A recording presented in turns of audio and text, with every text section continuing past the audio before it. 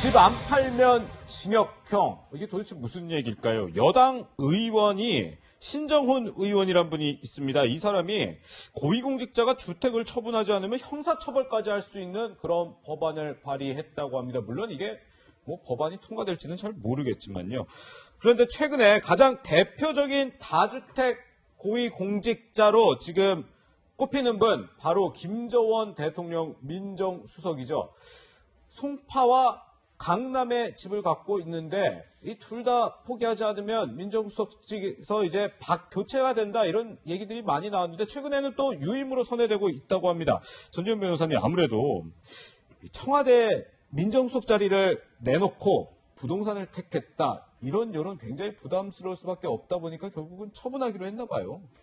네, 이게 저는 고위공직자가 되기 위해서 반드시 다주택자는 안 되고 주택을 팔아야 한다. 이런 정책이 맞는 거에 대해서는 동의를 할 수는 없지만. 그 정책 자체부터. 예, 그 자체는 근데 지금 정부의 정권의 기조가 그렇고 본인이 거기에 대해서 동의를 하고 이번에 21대 국회의원들 공천할 때도 민주당 의원들이 그런 서약을 하고 지금 그 공천을 받았다는 거 아니에요. 다주택자들은 팔기로 하고. 네. 그런 과정이 청와대 공직에 임명될 때도 있었다면은 본인이 이거는 선택을 해야 되는 문제는 맞다고 그렇게 생각을 하지만은 꼭 이렇게 다주택자는 집을 팔아야 공직을 유지를 할 수 없고 사실 저는 이거 정책 자체에 대해서는 동의를 할 수가 없습니다. 네, 일단 다주택 소유 참모진 사실 이제 부동산 대책으로 분노한 여론 때문에 이런 얘기가 나오는 건데 한 움직임을 보면 저희가 주제에서도 살펴봤지만 다주택 고위공직자에게 승진을 불이익을 준다든지 아니면 신정훈 의원이 발의한 것처럼 다주택 고위공직자 60일 내 처분 안 하면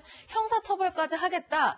이런 게 얼마나 도움이 될지는 사실 잘 모르겠어요. 저는 저렇게 얘기하는 건 조금 심하다는 생각이 들어요. 그러니까 물론 다주택 고위공직자가 고위공직자로서의 윤리적인 부분에 맞냐 안 맞냐 이렇게 얘기할 수 있지만 그걸 형사처벌한다는 거는 너무 나가신 주장이라는 생각이 들고 너무 나갔다. 그렇죠. 예. 그리고 그러니까 이렇게 생각이 들어요. 본인이 고위공직자를 하려면 어느 정도 본인의 희생을 감수해야 되는 거 아니에요? 고위공직자는 국민의 세금으로 운영되는 국가기관에서 고위공직을 한다는 것은 윤리적으로 다른 일반인보다 훨씬 더 차원이 높은 윤리적 어떤 기준을 요구받는 겁니다. 네. 그냥 고위공직자를 하려는 마음이 있는 분들은 그런 생각을 갖고 해야 되는 거예요.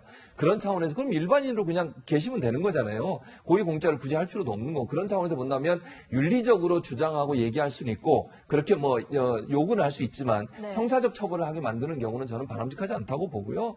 그래서 저는 김종훈 수석이 그런 결정을 한 것은 제가 볼 때는 본인이 민정수석을 계속 하고 싶으신가 봐요. 그래서 그런 결정을 했다고 저는 보는 거고 예. 그런 거 그렇게 받아들이면 된다고 생각을 해요. 그리고 고위공직자한테 이런 요구를 하는 것 자체가 너무 지나치다? 저는 그렇게 생각하지 않아요. 왜냐하면 그분들은 어쨌든 아까도 말씀드렸지만 국민의 어떤 선망의 대상이 되기도 하고 또 네. 국가 정책을 위반하는 데 중요한 역할을 하는 분들이잖아요. 그런데 그분들이 이해관계에 연결돼 있으면 그런 결정하기 상당히 어려운 부분이 있기 때문에 그런 요구들을 어느 정도 받아들이는 자세를 가지고서 고위공직을 맡는 게 맞지 않겠나 이런 생각이 듭니다. 네. 네. 변호사님, 그런데 방금 저희가 그래픽으로 보여드린 승진 불이익이라든지 고위공직자, 다주택자 형사처벌하는 것까지 이 법안이 단순히 국회에서 입법만 하면 바로 가능한 거예요? 재산권 침해 이런 거는 문제 안 되는 법이에요? 이 법을 발의를 해가지고는 통과는 될 수는 있겠죠. 근데 통과된다고 하더라도 진중권 전 교수가 뭐라 그랬냐면은 예. 집 안 판다고 형사처벌한다고 혁명을 해서 헌법을 고치지 않는 한 불가능해.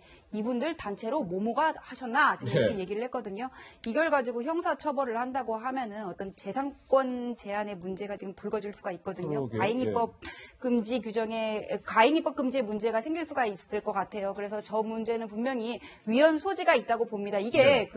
부동산 백지 신탁 얘기는 계속 나오고는 있기는 해요. 지금 네, 몇 년 네. 전부터. 근데 지금 현행법에 규정된 거는 주식의 백지 신탁이거든요. 그것도 직무 관련성이 있을 때 어떤 이해 충돌의 여지가 있을 때만 그런 거예요. 그런데 부동산 백지 신탁을 일반적으로 지금 간간히 그런 얘기가 나오는 것 같은데 무슨 문제가 생기냐면은 내가 국토위라든지 이해가 상충될 여지가 없는 경우에까지 이거를 전반적으로 적용하면은 직업 선택에 선택의 자유라든지 뭐 직업 공무원 제도를 침해하는 문제가 생길 수도 있고요. 그다음에 다주택자가 되게 된 경위도 투기의 수단뿐만 아니라 무슨 뭐 지역구가 있고 서울의 여의도에서 의정 활동을 해야 되기 때문에 본의 아니게 이렇게 다주택을 가지신 분들까지 다주택자로 전부 묶어버리게 한다면 역시 또 과잉입법에 문제가 생길 수가 있거든요. 그래서 이게 지금 뭐 형사처벌까지 가야 된다. 이거는 뭐 부동산 값이 계속 치솟고 있으니까는 어떤 국면 전환을 하기 위한 그냥 센 발언 정도로 보시면 되지 않을까. 실현되기는 어렵다고 봅니다. 네. 그렇군요. 사실 뭐 집 팔게 한다, 만다 이런 단순한 문제는 아닌 것 같은데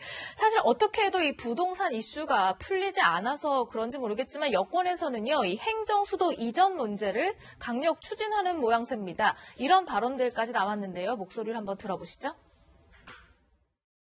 세종시가 제 기능을 원래 기능을 하는 게 좋다는 생각인데 현재로서는 그 국회 분원이 하루빨리 세종시에 열리는 것이 헌법재판소의 관습헌법 판결은 영구 불변한 진리가 아닙니다. 서울이 수도라는 관습헌법은 시대가 변하고 국민의 합의가 달라지면 얼마든지 바뀔 수 있다는 것입니다. 2004년과 2020년의 대한민국은 달라졌고 시대 변화에 따라 헌재의 판결도 충분히 달라질 수 있습니다.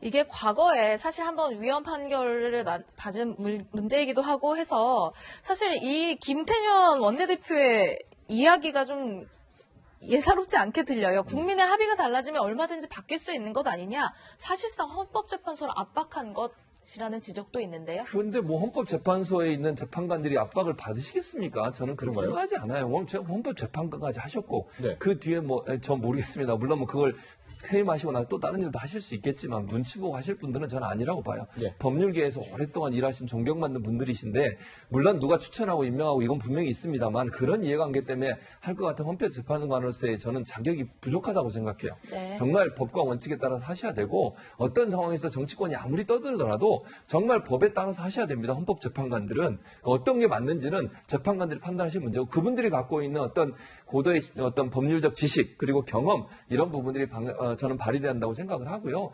정치권에서야 여야 다 자기 정치적 입장 때문에 여러 가지 얘기합니다. 그건 또 그런 압박을 하는 것도 저는 바람직하지 않다고 보고 저 주장도 저는 헌법재판소의 압박이라기보다는 여론을 위해서 여론에 대한 어떤 그 의견을 만들기 위한 하나의 수단이라고 생각이 들어요. 그런 차원에서 접근하는 게 많기 때문에 우리 헌법재판관 분들이 그런 영향을 받을 거라고 저는 전혀 생각하지 않습니다. 교수님, 그런데 이 발언 이후에 세종시 집값이 호가가 10억이 넘어가고 있다고 해요. 서울 집값이 내려간 것도 아니고. 이 역시도 부동산 정책 또 한 번의 뭔가 실체가 아닌가요? 부동산 정책이 실책이라보다 정치권의 실책이라고 얘기할 수 있겠죠. 예, 지금 예. 말씀하신 것처럼 이런 발언 하나하나가 지난번에도 마찬가지 그린벨트도 마찬가지 아닙니까? 예. 그린벨트 푼다 해서 어느 지역 얘기했다가 그 지역의 땅값이 또 올라갔어요. 물론 다시 안 풀기로 했죠. 네. 이런 일들은 결국 고위 당직자나 정치권에서 어떤 말 한마디를 했을 때 그것이 불러올 수 있는 나비 효과를 고민하셔야 돼요. 네. 부동산 관련해서는 특히 더더욱 그렇고 이건 여야를 떠나서 네네. 어떤 책임 있는 사람 당국자들이 얘기를 할 때는 그 얘기가 불러올 수 있는 다양한 영향력들을 고민하면서 얘기를 하셔야지 너무 쉽게 얘기하는 것은 결국 여러 가지 부작용을 낳을 수 있다는 점도 좀 고민해 봐야 된다는 생각이 듭니다. 네, 부동산 문제 아무래도 예민한 문제이다 보니까 정치권의 말 한마디가 참 중요한 영향을 낳는 것 같습니다. 여기서 최진봉 교수님과는 여기서 인사 나누겠습니다. 고맙습니다.